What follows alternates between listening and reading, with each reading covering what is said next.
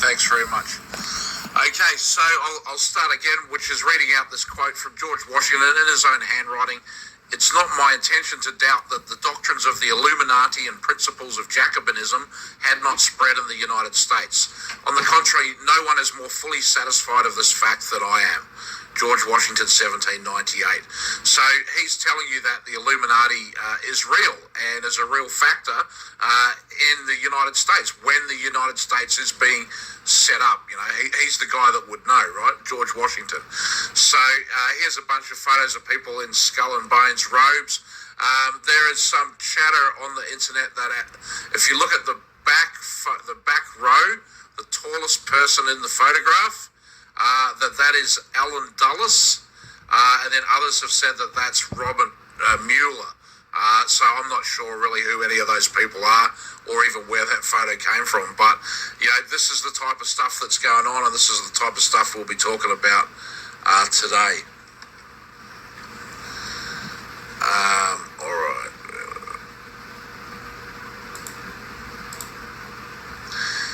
Okay, so fire was really the first technology, and it's the thing that separates humans from all the other creatures in the animal kingdom. You know, there are creatures that use tools, that build homes for themselves, that show all kinds of, socially developed behavior, emotions, empathy, but there are only creatures that use fire to heat their food before they eat it. So, it's literally the first technology in that sense. And, you've heard about the four elements: earth, air, water, and fire. In the Chinese, they have five elements, and the fifth element, like that great movie, Fifth Element, is metal, which is the idea of, technology and invention and being able to shape and mold the environment around you. But in the Western four elements, earth, air, and water, they can all exist independently of each other. But for fire, you need to have earth and you need to have air, and it can be put out with water. So the dependence of fire is affected by the other three elements, and the other three can exist if there's no fire, but fire can't exist if there's no air or no earth. That's some interesting aspects of it. Now think about in the olden days, before we had almost any technologies, the significance of fire, of being able to have a fire, meant that you could keep, your whole tribe warm for the evening. You could scare predators away. You could roast game that you had hunted, all kinds of crops. And you could also use fire for clearing spaces through jungles, pathways, for crop rotation. You could use it as a weapon of war. You can coat your arrows and stuff that burns and shoot fire at your enemies. But for all of that, what you needed was the ability to produce fire. And we really take that for granted today. Anyone could just go get a cigarette lighter, turn it on, and boom, you've got fire, right? But before all that technology was around, this was a highly specialized technology that could, really change the world, and the absence of it could make things very, very difficult for you. And so that's where this concept of the eternal flame comes from, that there are fires that are going that are never put out, because there always has to be some fire burning in the empire. If one fire goes out, they can go and relight it from the other fires that are constantly, eternally burning. And so the Druids kind of evolved out of this, of being the protectors of the technology of the fire and the keepers of the eternal flame. And they would use the fires to signal to each other, which is quite common amongst nomadic cultures. The horse-based cultures, I believe, do this, like in North America, Aboriginals of Australia. Many of them would use signal fires to communicate with each other. And that's the concept of the bush telegraph that is known in Australia. That's the original bush telegraph is from fire. So it's the fire cult is one of the oldest cults that we have. And in Greek mythology, there's the story of Prometheus, who was a titan, and he stole fire from the gods. And the gods, they had fire, but they wouldn't share it with humans. The humans were just slaves for the gods, there for their entertainment and pleasure and amusement. and they didn't want them to have fire because that technology could get out of hand. And, indeed, that sort of seems like maybe that's what happened is ordinary people got access to fire and suddenly, we weren't ruled over by the gods anymore. But, as we're going to see in this presentation, getting into the secret societies, there are definitely, rulers, and just because we don't see these gods doesn't mean that they're not with us anymore. Anyway, Prometheus's punishment for stealing fire from the gods to give to humanity was to be chained eternally to a rock where every day an eagle would land and eat out his liver. And that's how he basically was going to spend eternity. And then Hercules came and freed him. That was one of the 12 labors of Hercules. Prometheus was also married to Pandora, who was the first woman. And Pandora was sent by Zeus in retaliation for Prometheus' sin of stealing fire from the gods. So he's like, here, have this, the first woman. Now, I didn't make this up, right? This is Greek mythology, but that's the story. She gets sent to Earth with a magic box, also an amphora. And an amphora can be a jar, a vessel, a container, and that @ symbol that we use on the internet all the time, that symbol is actually known as an amphora. So Pandora's amphora, when it was poured open, it released all evil into the world, came out of that. So, there's a link between fire, this fire cult, and all evil in the world, okay? And, that might not mean much to you, but I know that, many of the people at Burning Man, particularly the early days of creating this Burning Man thing, that's what they were into, the evil side of it, the worshipping of the evil. I mean, it takes place in a pentagram. So, the Druids would control access to fire, sharing it, gifting it. They could bring it to your civilization and they could say, look, we'll look after your village, your flame will always be burning. You just have to be good with the Druids, right? And they use it as a form of punishment. So the Druids would build this giant wicker man, and they would come through the village demanding tribute, and each villager was supposed to put a gift bag out the front of their door for the Druids to pick up, and that was their share of the crops from the season or whatever. The Druids would come by and they would bang on the door with a big stick of bone, right? And that knock meant that you were required to produce tribute, like whatever you'd given wasn't enough or you hadn't put it up yet. And if you didn't, the Druids would burn you alive inside this giant wicker man as a lesson to the rest of the village, often with your pet animals or companion animals as well. So if you had like a couple of goats or a sheep or something, that would go and be burned with you in the wicker man. So that's interesting that they wouldn't just share that with the village, but that's part of the lesson, I guess, is the sacrifice. And so the Druids had power of life and death over people and over whole territories and regions because of this. And so they were able to actually intervene in wars. And these wise old sages, kind of like the Merlin figure, were there preventing battle and bloodshed. Hi everybody, hi Maggie T, Robert Palmer, Lady Steph C, Teenage FBI Live, Lippo, Justin Retter, Wade, Pity One, great to see you all here, thanks for tuning in. It's going to be a long one today, I think.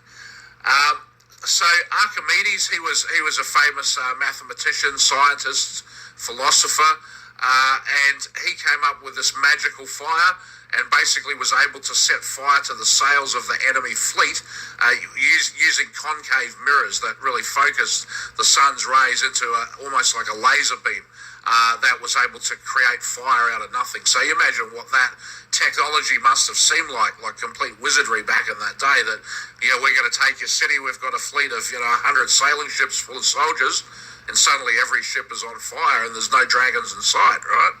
Wow. And then this whole concept of Greek fire, which is actually like a pitch. It's like a tar-like substance that keeps burning, and when they would attach it to the end of their arrows and their cannonballs or catapult things that they threw or whatever, this stuff was almost like napalm, right? Like an incendiary weapon that could do a lot of damage as well as additional burning damage. And they would pour this stuff over the castle walls to people trying to climb up and get inside the castle. And this was actually the inspiration for Jack Parsons satanic occultist, founder of the JPL, Jet Propulsion Lab, and basically NASA co-founder. He was inspired by Greek fire to create the first rocket fuel that he came up with. So, fire being tied at the fire cult, and, he was doing his experiments in Hell's Gulch or Hell's Canyon or whatever it's called. These people are all really into this stuff, and, there's a huge overlap today between JPL and the space program, DARPA, and Burning Man. Then we have the whole symbol of the Phoenix, which is an Illuminati and a Masonic symbol. Crimson Rose, Burning Man founder and sort of resident witch, I think I could probably call her that without it being too offensive. I mean, she's definitely been doing pagan magic ritual type things there for decades. And her name actually comes from Aleister Crowley magic spell. Anyway, she linked Burning Man to the Phoenix explicitly. And I think you probably find that clip on my Vimeo channel if you want to have a look for it. The Phoenicians, they were people around the Mediterranean that were trading with the Romans and in wars with them. The Punic Wars, where Carthage was sacked and destroyed, was basically Rome versus the Phoenicians. And then they basically set up an empire in the swamplands on the edge of Italy called Venice, and that was actually the richest and most powerful empire in the world for about 1,000 years. People don't really realise, even for myself, I'd been to Venice 2 or 3 times, and I didn't realise what an important role they actually had played in world trade. So Webster Tarpley is a great historian. Look up Bertrand Russell, Gollum of Venice on YouTube. That's a really good documentary that'll give you some of the background of that. But basically, the concept that the Venetians had was that they would, rather than having leadership by primogeniture, which is, the firstborn son of the king, that's the leader of the area. They basically had a bunch of wealthy families that came together, and they appointed one of them to be the leader for like a 4-year term. So this is kind of the genesis and origins of the modern parliamentary system that we have, of the lords getting together and selecting one of their own who was going to run to be the leader, and then being voted in to be the head of it for that term, and then the term changing, right? So that system was basically, as the Venetian Empire wound down, that was exported to the United Kingdom, and the Doge of Venice, D-O-G-E, that became the Duke in England, D-U-K-E. But it's the same concept, just like Caesar, Tsar, Khazar, Cathar. These are all the same sort of thing that these words are describing. It's the same word. So this is the concept of the oligarchy is tied to this worship of the phoenix, and the idea that civilizations get to a certain point and then they get just completely consumed in flames. This is Armageddon. The Holocaust is a burnt offering. This is Emperor Nero fiddling while Rome burned, right? This was in 64 AD, the Great Fire of Rome. Now, Nero fiddling in that story, is that a sign that he was a bard, which is one of the groups of the Druids? We'll talk about them a bit more in a second.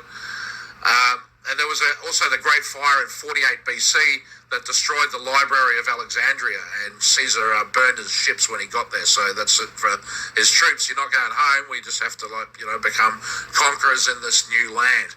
And then in London in 1666, there's that 666. Hi, the Cock. Hi, Brian Wilson. Robert Palmer. We've got a lot of famous musicians in the chat tonight, it seems. The Great Fire of London ended the plague, and that was kind of the birth of the city of Westminster. And we'll be talking about the city of London a bit more in this presentation today. And then George Washington, he was given a name by the local Indian people, who was actually the name of his grandfather, and the name was Conticorius, and it means the burner of towns. So George Washington's grandfather was notorious for just torching all the towns and settlements where the Indian tribes were living as part of his warfare, and he triggered Bacon's rebellion, the original Bacon. Then also you've got the San Francisco earthquake 1906. I plan to do a show on that one day. Hopefully that'll be something coming up for next year. But basically Tesla had this earthquake machine that could make buildings shake through resonance. They actually used to be video of it on YouTube, but I can't find that video anywhere anymore. But there was video of a building shaking when he had it turned on. He tried it in New York and the police came running into his offices to get him to stop. And he took this machine to San Francisco and he was featured on the front page of the newspaper there with a headline, Mr. Tesla's Earthquake Machine. And then shortly thereafter there was this huge earthquake in San Francisco that devastated the whole city. But I was intrigued when I was in San Francisco one day in my local diner in Marin, and they had a photo of the day of the earthquake from about 10 a.m. And the earthquake happened about 8 a.m. I think. And the town looked fine. There was a couple of plumes of smoke here and there. You could maybe see like some damage where windows had cracked or a building might have taken a little bit of damage, but it didn't look like a devastating earthquake at all. But what happened was the insurance company said that they weren't going to pay out the earthquake damage. It was an act of God, but the policies would still cover fire damage. And so as part of the earthquake, the gas main blew up along Broadway, which is the most high-end elite street in San Francisco, where all the massive mansions were, and fires broke out. And to contain these fires, the fire department went and deliberately lit fires all around the city as control fires. And soon the entire city was burning. And then the military, the army battalions out on Angel Island, opened up and they started shelling the city, supposedly to control these fires. So by the end of the day, San Francisco was completely devastated. In the official version of events, they'll tell you that 90% of the damage from the earthquake was from fire. Then it was all rebuilt with the Pan-Pacific exhibition. But that's a whole other story. That's probably a show in itself. But there are many Freemasons in the fire department. I mean, this is a photograph that I've got at the bottom right there of every single one of those people is a fireman in the Springvale Fire Department and a Mason, right? This is the Masonic degree team from the Springvale Fire Department. And, when you look at situations like what happened to Isaac Cappy, that there were witnesses, there were fire people and ambulance and EMTs present. There's no possible way anything like that could ever be staged because so many people would have to work together. We'll have a look at that photo and just see, if there's that many brothers sworn to secrecy in a secret society in one single little fire department, and then you add in, the cops, the hospitals, the coroner, potentially the judges and the legal system as well. They're all wearing these robes and hanging out in these lodges together, sworn to secrecy, sworn oaths of life and death to protect the brotherhood. You can see how stuff can happen. You don't have to be a conspiracy theorist for that. So if you do download this presentation and the PowerPoint, look at the notes. There's quite a lot of information in the notes and different links and stuff you can explore on. And so here's the Druids harnessing fire. And part of having the power of fire was you can offer positive power and you can offer negative power as well. Like, come over with us, we have a warm fire, we have hot food. You're a weary traveller, you've been cold, come over and come into the warmth of the fire. And then there's a warmth of community that comes from that hearth as well, heart H. So the fire was the heart of the community, and controlling the heart of the community, you controlled who could come, who was welcome, but also who got banished and exiled. So that power to come and go from the fire was incredibly powerful, and so you suddenly they had fear as well, that fear that we're going to burn you alive, or that we're going to burn your home down or your village down, or that we're going to burn your crops, right? So they didn't want access to this technology to proliferate. So to keep the technology to themselves, that required secret societies and then later religion to wrap it around the thing of religion. And then fire is an essential part of warfare as well, because you need to burn bodies. That's just the reality from the battlefield. And you need to heat the troops overnight. They're not usually indoors in these olden days of armies. So having a look at these logos on the screen there, you can see the UN logo.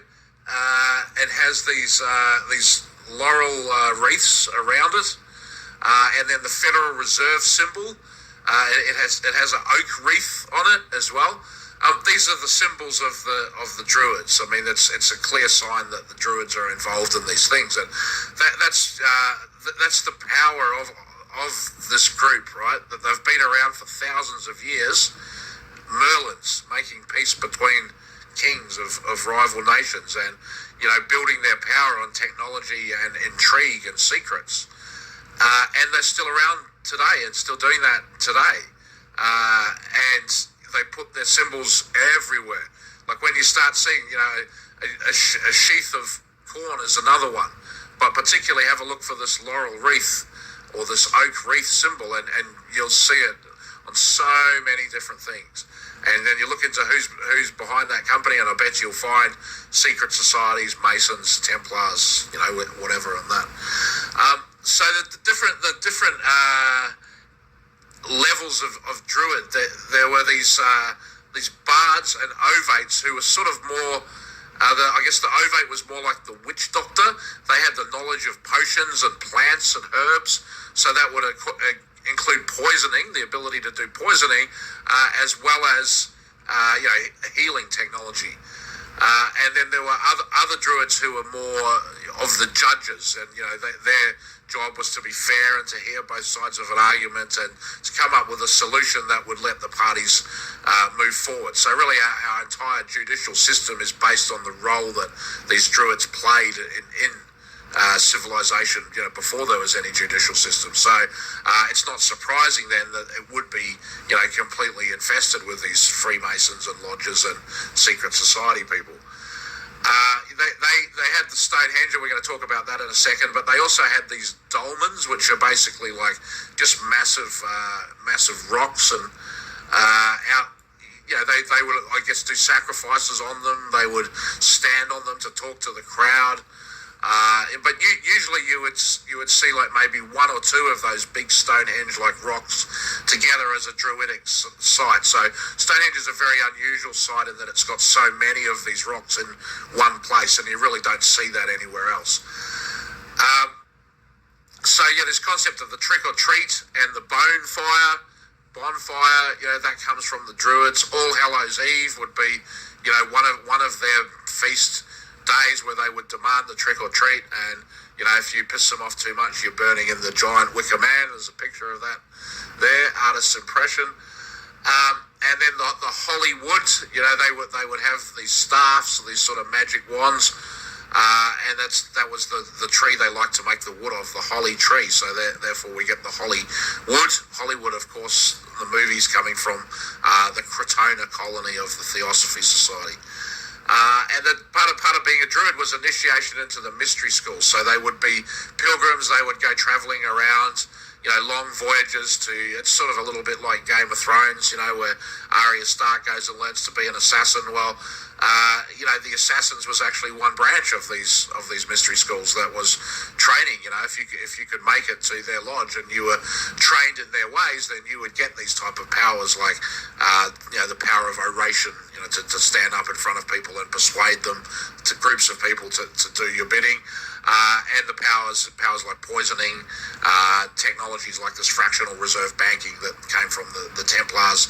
This is the imprint of the mystery schools, bringing the knowledge of ancient Babylon into the modern world through these secret societies. And if you've heard the expression Byzantine, well, this group was active in the Byzantine society with all kinds of political intrigues and machinations. So this to me is kind of like the DNA genesis of the Freemasons is the Druids. And actually the modern Druid organisation was formed in 1717, which is the same year that the United Grand Lodge of England was formed. So the Freemasons and the Druids, at least in England, they started at the same time, right? So I see this as a kind of a an offshoot of Freemasonry. Like there's a lot of Egyptian symbolism and stuff in Freemasonry. You know, I'm not a member of any secret society. I should say that right now. I haven't been initiated into any one. I don't want to be in one. Any knowledge that I have that I'm talking about in this presentation has just come from what's available on the internet and in books. Freemasonry apparently does claim that they have an origin from the Druids and also the Serpent Kings, the Nadreds. So the word itself, Druid, potentially comes from the Nadreds of these Serpent Kings. Here's a quote from Julius Caesar. He says, Druids administer these sacrifices, effigies of great size interwoven with twigs, the limbs of which are filled up with living people, which are set on fire from below, and the people are deprived of life surrounded by flames. 55 BC. So that's a pretty gnarly way to go, and it's funny that this is, you know, the centerpiece of a rave that, you know, if you want a job in Silicon Valley, you have to go to this rave and do this druidic ritual, right? It's kind of a little bit creepy when you really fully understand all the stuff that's behind it. Apparently that United Nations logo, it does also represent the 33 degrees of Freemasonry in the circles there. There was a guy called John Todd, and he was one of the highest level defectors we've ever had from the Illuminati. I actually know a lady who their family harboured John Todd when he was a fugitive for 3 months in the 1970s, and she confirmed that he was absolutely legit. You know, he was in it, the Illuminati, was going to their rituals and came out and blew the whistle, and what he said was that they're druids at these highest levels. They're all druids, and that's been, you know, confirmed by a surprising number of other people as well. Part of this druidism is animism. You know, belief in reincarnation and the spirit world, being able to, communicate with the spirit world. I guess the remote viewing and stuff. Hey, there's Dave Acton. I love SDNY is in the chat as well. Nice to see you guys there. So the druids are basically a shamans, right? And, you know, if you look at the promotion of ayahuasca today, the shamanism is getting a huge resurgence. Terence McKenna, like, you know, these kind of spiritual gurus with access to hallucinogenic drugs. I mean, this is all druids. This is the ways of the druids that, were put into extremely advanced technological forms during the MK Ultra project, but were ultimately the same stuff that the druids have been doing for thousands and thousands of years, right? You know, the most secret knowledge of society is the knowledge of how to control society, and that's what these ancient mystery schools have had, for the whole time. So let's go to the next one. I think that went back. Here we go. So some pictures of Stonehenge and some druid stuff going on there. The guy at the top right is Rowan Williams. At the time, he was the Archbishop of Canterbury. Now, I'm no ecclesiastical expert, but I'm pretty sure the Archbishop of Canterbury is the head of the Church of England. Either the highest ranking or one of the highest ranking church people in the whole UK. But he's also dressed up as a druid in these white robes, doing these rituals at Stonehenge.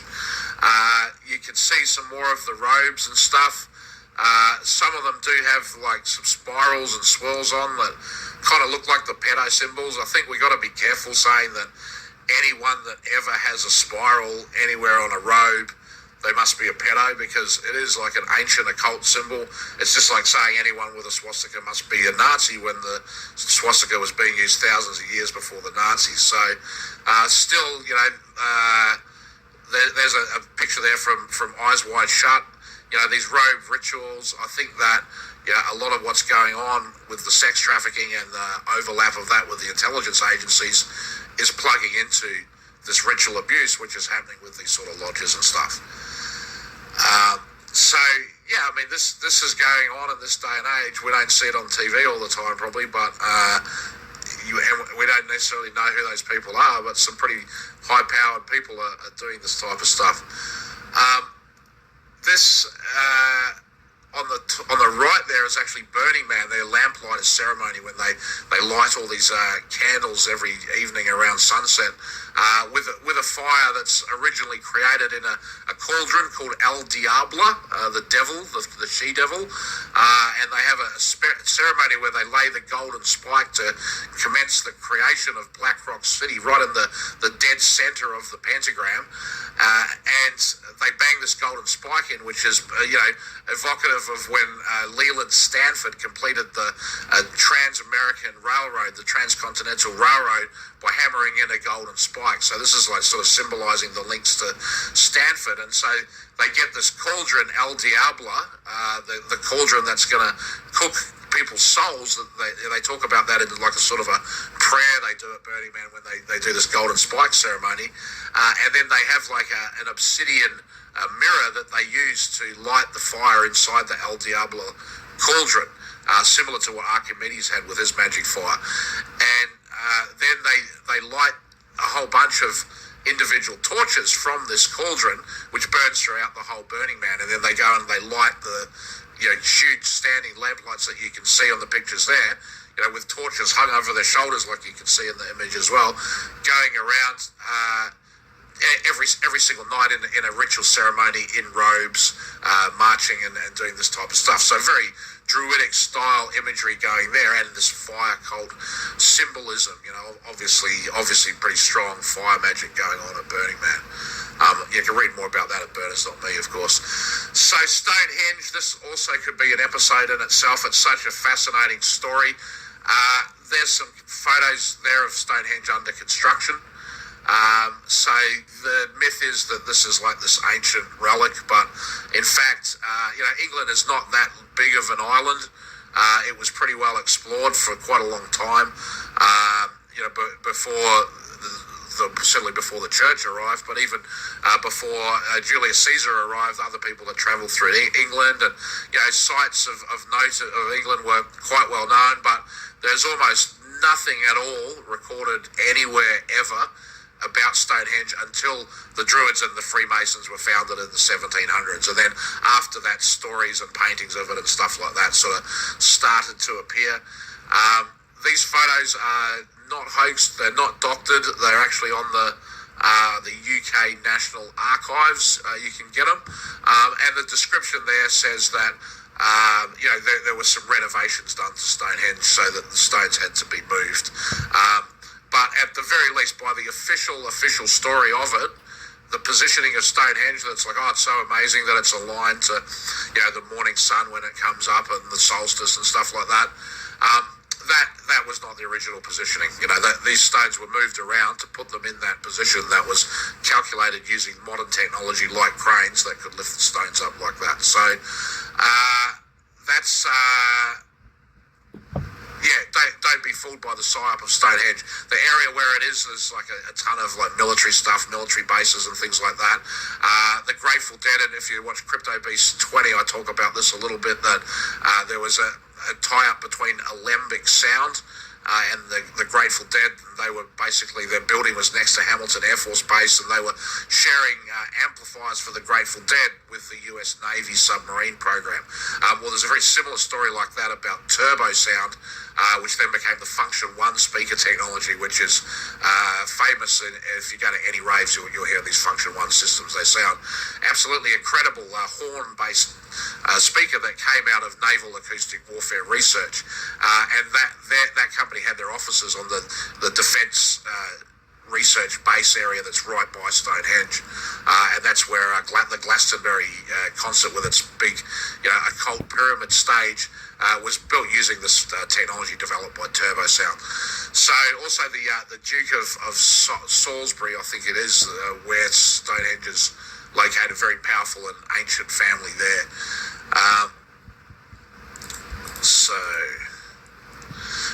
Here's a picture of Queen Elizabeth, then Princess Elizabeth, being inducted into the Druids. She was inducted into the Order of Bards and Ovates. And then also I have on the inset at the top right there, that's a picture of Winston Churchill being inducted into the Druids. So he was born in Blenheim Palace. It's the only building in the United Kingdom that's allowed to be called a palace that isn't owned and controlled by the royal family. His family are the Dukes of Marlborough. And if you watch a TV show, The Royals with Liz Hurley, which is a pretty funny show, it's filmed at Blenheim Palace. So you see that palace quite a lot in movies and TV shows where they need to have a royal palace. Quite a spectacular mansion that he grew up in, like, literally a palace. And yet here is both Churchill and Princess Elizabeth going out into the forest, going out surrounded by the people with the robes, having this thing getting back to the earth, being inducted into this magical stuff. And here's Disraeli, the Prime Minister of Britain in the 19th century. He says, the world is governed by very different personages from what is imagined by those who are not behind the scenes. And people are starting to wake up to, okay, there's this Bohemian Grove, but I don't think they really have fully grasped yet, how pervasive these secret societies are. But the Queen herself is, she's not necessarily the boss of the land. So this image that there's so much going on there, it's kind of a bit hard for your eye to take it all in for a second. But that sure looks like some kind of king or royal figure going through the streets of London, doesn't it? But it's not. That's actually the carriage of the Lord Mayor of the City of London. And the City of London is its own kind of private little state, just like the Vatican is, just like Washington, D.C. is, Australian Capital Territory, where Canberra is, the capital of Australia, District Federal in Mexico, where Mexico City is. They have these centres of power in these very special trade zones where the regular rules don't apply. So in the City of London, the Queen has to ask permission to enter the city in a special ceremony. And within the City of London boundary, the Lord Mayor walks in front of the Queen. And you can see that in the photograph there, that they're very, very careful where they put their footsteps because the protocols of this are huge. Everywhere else in her territories, the Queen walks first, and her territories are 1/6 of all of the land on the planet, right? But for some reason in the City of London, the Lord Mayor goes first. She's not the boss of it, right? So, and that gets reinforced in many different ways. Looking at the largest landowners on Earth, it's hard to get this information, and it does keep changing. But at the very top, it doesn't really change too much. So the Queen is Queen Elizabeth II of the UK, Australia, Canada, New Zealand, 28 other countries and territories. Well, that's incorrect. I think there's actually more than 70 countries in the Commonwealth. But she has a legal claim over 6.7 billion acres. 6.7 billion acres of the earth belong to the Queen, with an approximate value of $33.5 trillion. The next in the line is King Abdullah of Saudi Arabia, 580 million acres. And then number 3 is the Pope. So the Vatican City plus the Church, what they control, 177 million acres. That's pretty big, right? That's worth 1.7 trillion. Then we have the King of Morocco, 1.65 trillion, 110 million acres. The King of Thailand, I won't say his name because he recently passed away. King Abdullah of Jordan, 24 million acres, $360 billion. The Sultan of Oman, Sheikh Zayed of Abu Dhabi, I think he's passed away as well. And Emir Jabir of Kuwait, Grand Duke Jean of Luxembourg is number 10. Even though that's only 638,000 acres, they're worth 63 billion.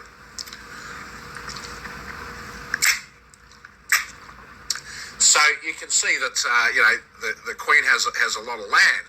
But interestingly, the Pentagon has a lot of land. It's one of the world's biggest landowners. And some of the slides in this presentation I'm reusing from my Shadow History of Berners series, so apologies if you have seen this one before. But if the Pentagon, which has the Department of Defense Global Real Estate Portfolio, which Donald Trump is now in control of as Commander-in-Chief, 276,770 buildings with a $585 billion value. At 4,855 sites, 2.2 billion square feet, 24.9 million acres, of which they control 3.8 million acres in California and 3.5 million acres in Nevada. So at 24.9 million, that puts them number 8 in the world of landowners, right? The Pentagon.